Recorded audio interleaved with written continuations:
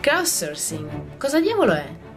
No, il dizionario non ti servirà. Il termine crowdsourcing, da crowd, gente comune, e outsourcing, esternalizzare una parte delle proprie attività, è un neologismo che definisce un modello di business nel quale un'azienda o un'istituzione richiede lo sviluppo di un progetto, di un servizio o di un prodotto ad un insieme distribuito di persone non già organizzate in un team. Ma in pratica cosa significa? Una volta un'azienda doveva ricorrere all'outsourcing affidando lo sviluppo di un progetto, ad esempio un video promozionale o un logo, ad un'altra azienda specializzata. Ora, la stessa azienda può richiedere la stessa cosa tramite un annuncio, una competizione o una richiesta d'aiuto aperta a tutti, in modo da scoprire e sviluppare il mare infinito delle idee. E come fanno?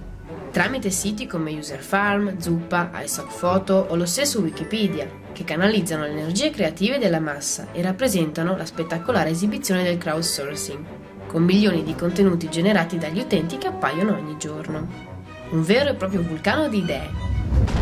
Questi però non potrebbero esistere senza le centinaia di migliaia di persone che ogni giorno si mettono in gioco per creare delle opere innovative e cariche di significato. Persone come voi che si mobilitano coi loro talenti per far crescere e portare avanti il pianeta, perché la forza del crowdsourcing siete voi.